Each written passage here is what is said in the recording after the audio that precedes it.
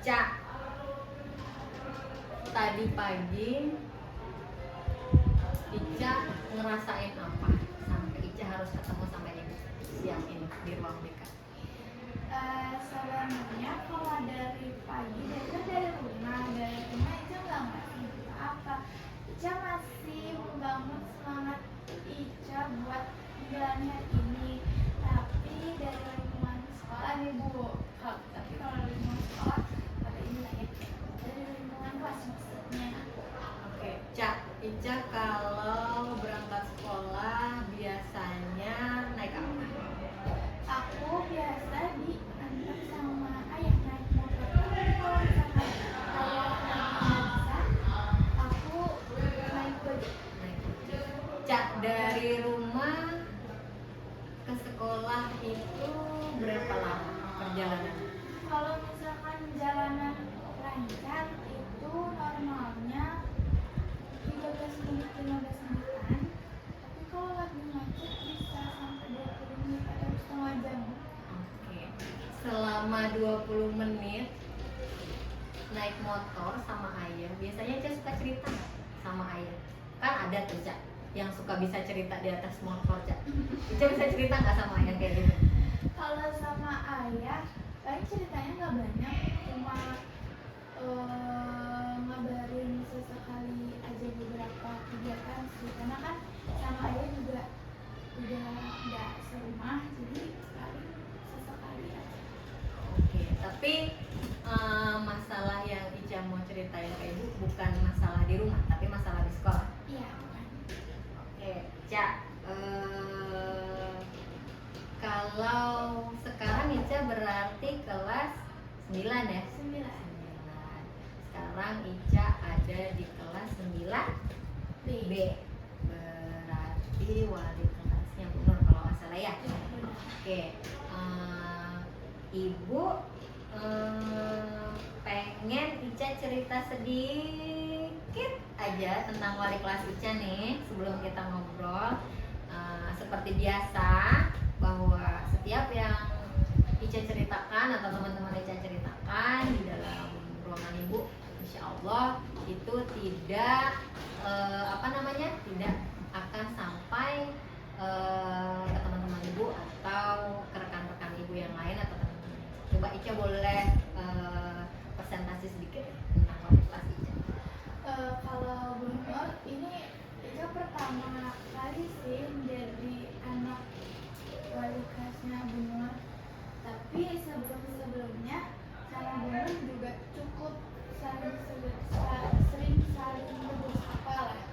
Ketika Ica masih kelas 8, kalau kelas 2 kan Ica nggak diajar Bu Nur. Jadi kelas 8 aja baru cukup kenal dengan Bu Nur. Bu Nur di kelas menurut Ica cukup aware sama keadaan kelas. Ketika ada anak kelas yang memang melanggar atau memang melakukan kesalahan, Bu Nur ini cukup tegas menurut Ica sih. Dia maksudnya maaf Bu Nur, itu ketika ada anak muridnya yang melakukan kesalahan langsung Bu Nur panggil enggak untuk Bu Nur yang kasih teguran, kasih.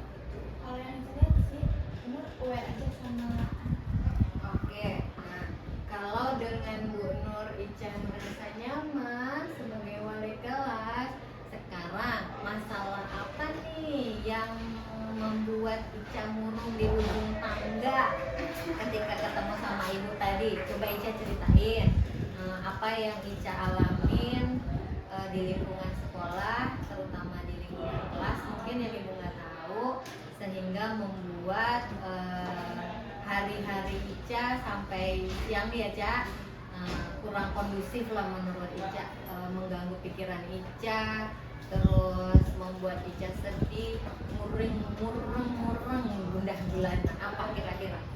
Jadi itu Ica merasanya di kelas setiap Ica melakukan pergerakan tuh ada aja yang dikomentarin. Mereka emang nggak ngomentarin yang di depan Ica, bukan yang kayak menegur Ica langsung gitu, tapi Ica dengar bisikan-bisikan gitu dari belakang lah. Maksudnya ketika Ica bilang yang belakang ada aja, terus sorak-sorakan yang membuat Ica nggak nyaman gitu. Terus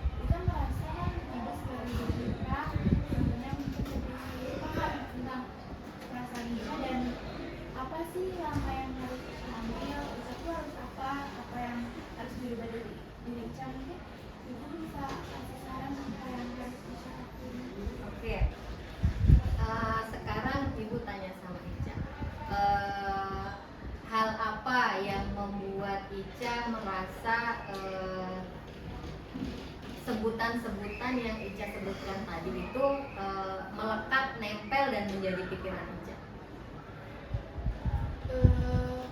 Yang paling melekat itu soal mereka menyatakan itu nyaman dengan hewan gitu.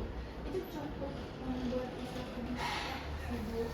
Terus juga ada sempat ini dari seseorang melakukan kalau menurut Ica itu udah kayak gimana gitu. Jadi tuh ini laki-laki, terus dia melakukan menarik kerudung Ica tuh sampai kelihatan rambut Ica gitu. Itu kan perlakuan fisik sama fisik ya, berarti dan itu yang juga tadi membuat Ica marah gitu. Kenapa sih dan dia melakukan itu di depan guru? Terus gurunya diam aja? Ya udah, gurunya ya udah negur, tapi menurut Ica kenapa seberani itu Berarti hal yang Ica alami saat ini itu verbal dan non verbal ya. ya betul. Ketika teman-teman mungkin narik kerudung, terus ngata-ngatain Ica gajah gitu, atau ngata-ngatain hal-hal yang lain, sehingga Ica merasa Ica tidak lagi nyaman ada di kelas. Nah, menurut Ica nih, kenapa teman-teman melontarkan ucapan seperti itu atau melakukan tindakan fisik seperti itu sama Ica?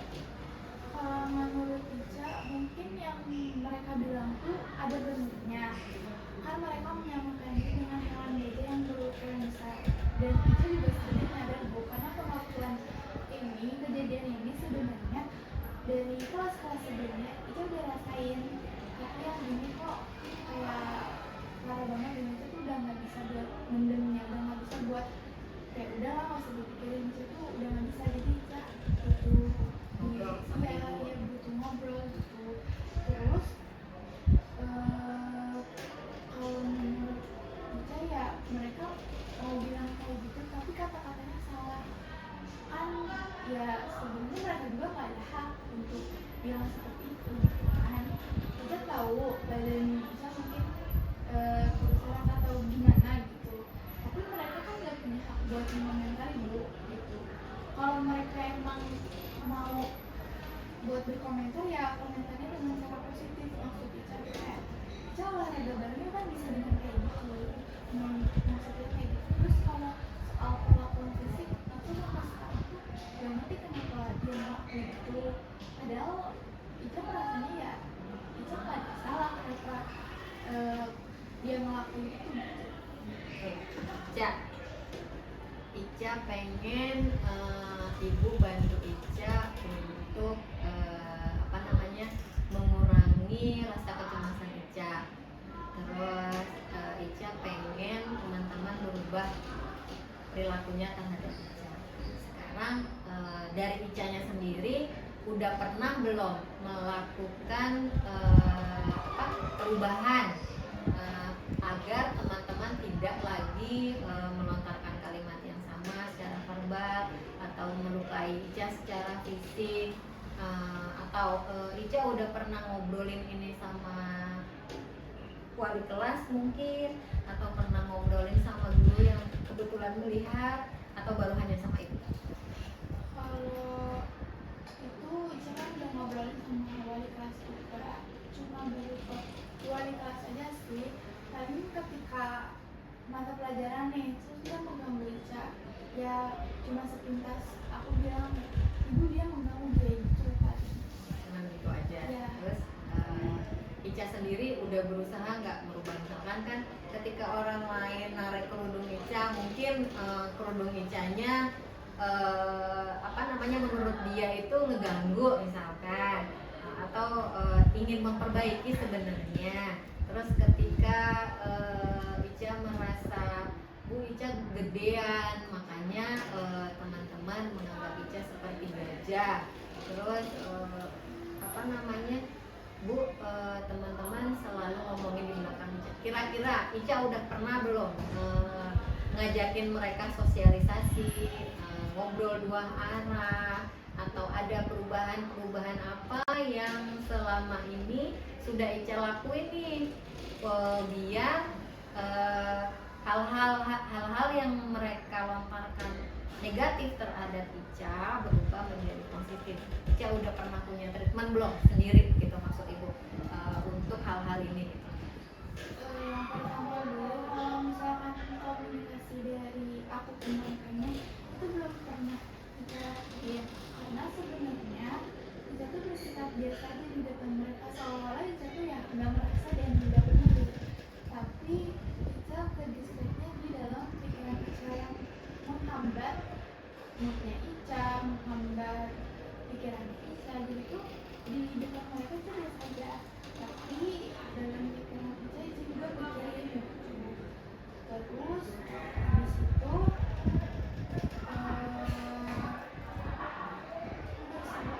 Gitu. Jadi Ica dengan pikiran-pikiran Ica mulai berpikir bagaimana hal ini bisa nggak terus-terusan berlangsung gitu ya. Sekarang Ica udah belum pernah melakukan sosialisasi sama teman Ica. Berarti coba sesekali ketika mungkin ejekan verbal itu mulai muncul, Ica temuin. Ica sampaikan bahwa misalkan itu gue bukan sih yang diejek, kenapa, biar lebih jelas nih sebutnya apa.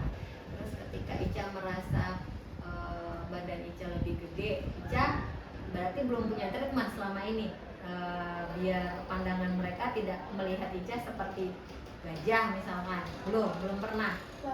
pernah Ica tuh mau punya jadwal buat olahraga 3 kali dalam seminggu.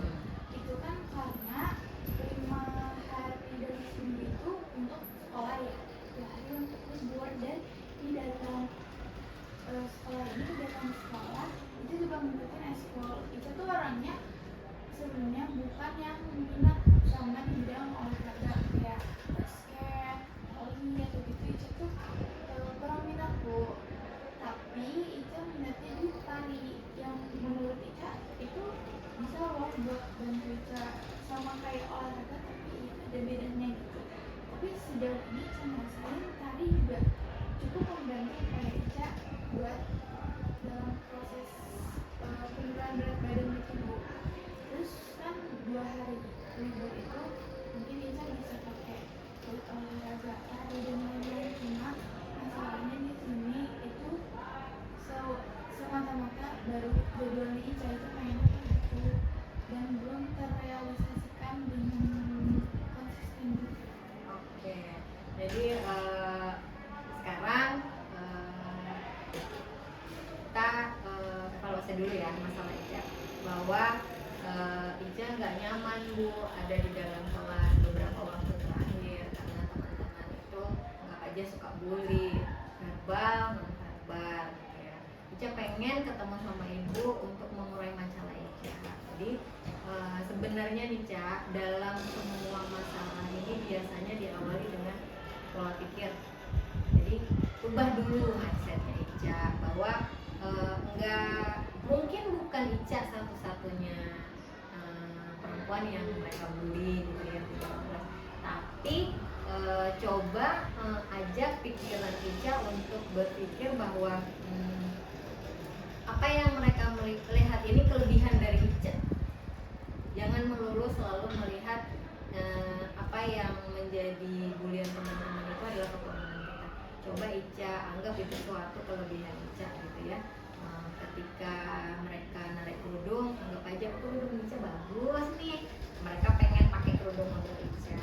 Ketika tadi Ica sampaikan sama ibu, mereka udah main fisik nih bu, udah body shaming, katakanlah seperti itu artinya memang harus ada perlakuan khusus. Nanti ibu mungkin akan bantu sosialisasi ke dalam kelas bagaimana tidak boleh melakukan hal-hal seperti itu pada teman sebaya.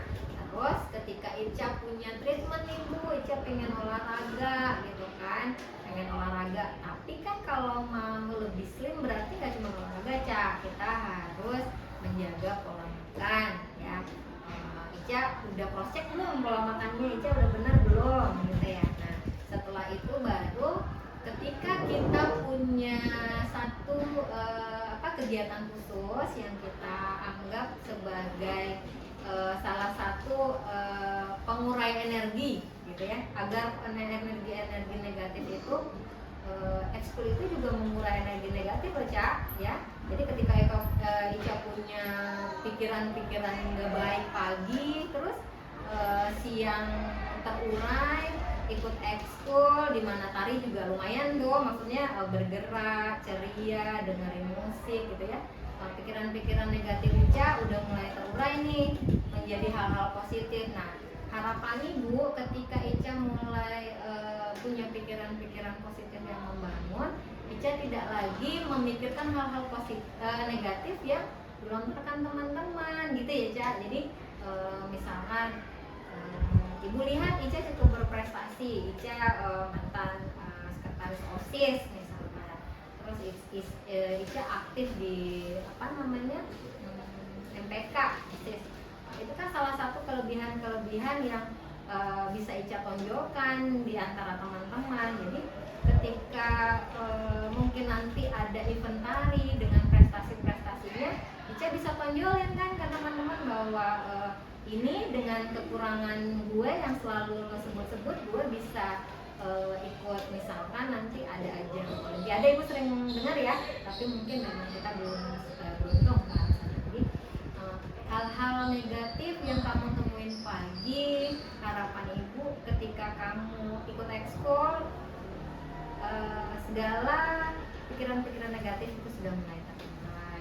Ica sudah mulai bisa pecahkan. Tadi kan Ibu udah dengan nih, Ica Bu kalau ngobrol belum pernah, nanti coba ngobrol. Terus yang kedua, Ibu Ica pengen olahraga tapi Ica takut nggak konsisten gitu ya Ca.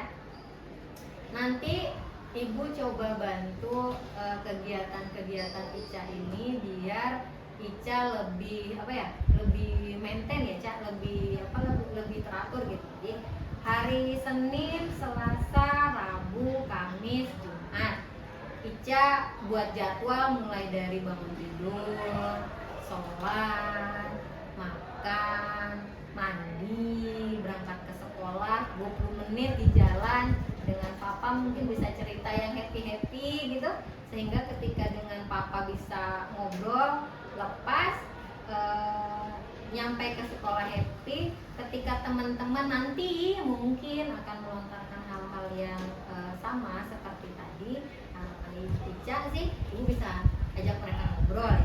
Ibu bisa Ica bisa ajak ngobrol teman-teman Ica, bisa ajak sharing mungkin gitu kan, bahwa insya Allah sih dengan treatment yang akan kita jalanin tuh Ica bisa nanti pelan-pelan mengurai pikiran-pikiran negatif Ica menjadi pikiran-pikiran positif gitu ya. Jadi nanti kita coba buat teknik pelaksanaan Ca ya, per minggu Ibu ngeliat nih biar Ica lebih konsisten. Seminggu Ica buat jadwal. Nanti Ibu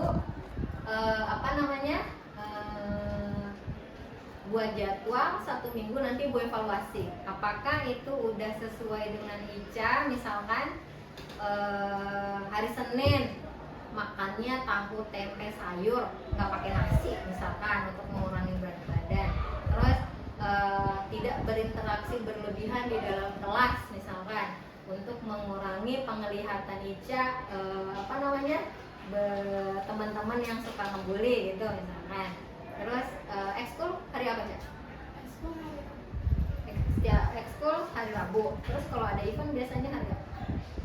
Kalau ada event itu di hari weekend, biasanya Sabtu. Ica suka ikut? Iya.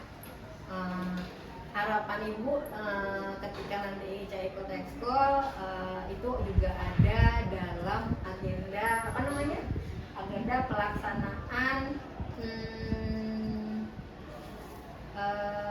konsistensi Ica ya.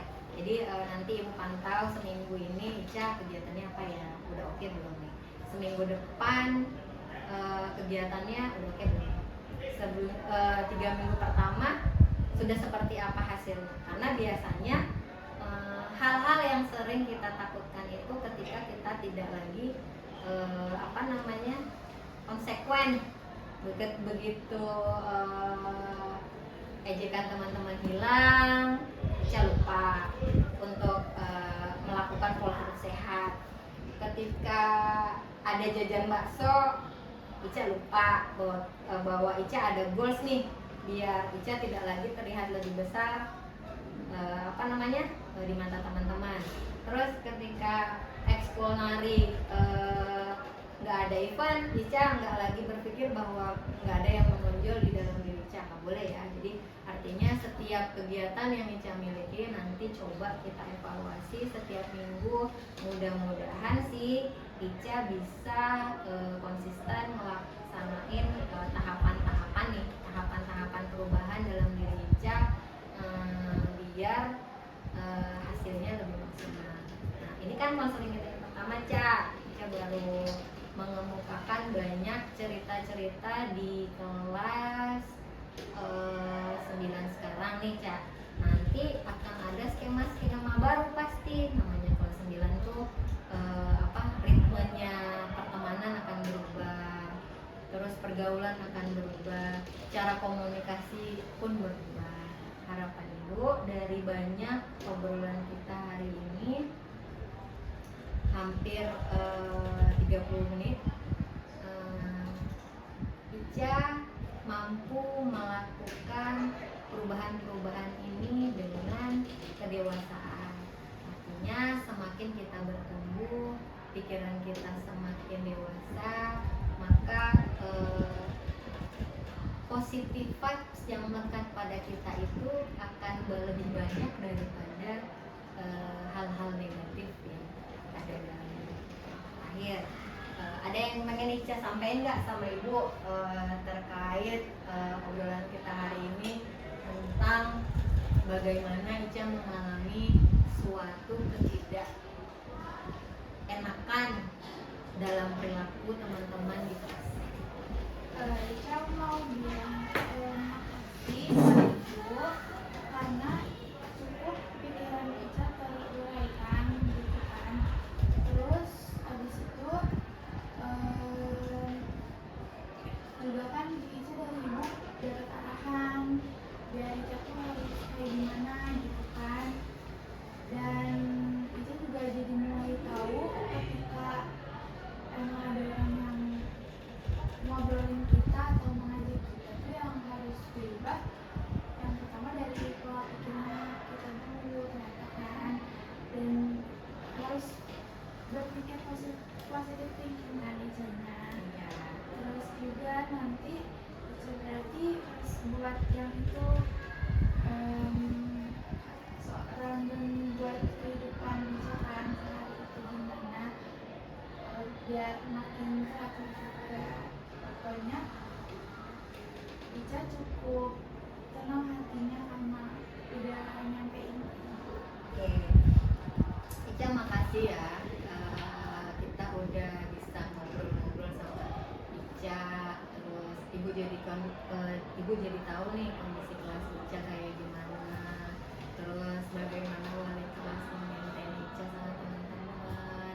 Terus Ibu jadi tahu ternyata di kelas 9 ini skema pertemanannya berbeda dari kelas 8. Mungkin bisa lebih ya, Cak, atau lebih berat atau mungkin lebih ringan. Kita akan ketemu lagi berarti minggu depan.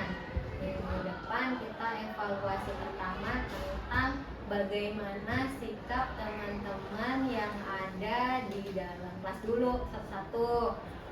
Ketika Ica ajakin ngobrol, apakah teman-teman masih sama berpikirnya sama seperti yang Ica pikirin atau sudah berubah? Nanti Ibu tanya nih seminggu ke depan. Terus setelah seminggu ke depan nanti kita evaluasi yang kedua, apakah dengan ritme pola hidup sehat yang Ica bentuk, mungkin berat badan Ica udah sesuai belum? Jadi sehingga teman-teman itu melihat Ica lebih menyenangkan. Terus yang terakhir tadi, Ica ikut ekstrakurikuler untuk membuat sebuah pemikiran positif baik buat Ica maupun buat teman-teman. Gitu ya, Ca ya. Jadi nanti kita evaluasi tuh Ca per minggu. Akhirnya seperti apa nih Ica nih? Gue pengen tahu. Jadi nggak cuma cerita aja, ibu dengerin dari Ica tapi nggak ada hasilnya ya. Jadi harapan-harapan ibu ke depan, Ica lebih bisa lagi mengolah, mengontrol pikiran Ica. Jadi semua hal di dalam hidup itu Ica mulainya dari pikiran. Ketika kita bisa mengubah pola pikir kita, insya Allah segala hal negatif menjadi positif. Begitu juga sebaliknya. Ketika hal itu negatif, ketika kita salah berpikir positif, ketika kita salah berpikir maka akan jadi negatif. Begitu ya, Ca. Jadi jangan sungkan. Ica terima kasih sudah datang ke Ibu. Kita ngobrol, terus cerita. Banyak harapan lah dari Ica maupun Ibu dari permasalahan ini agar tidak terulang di kelas-kelas yang lain ya. Jadi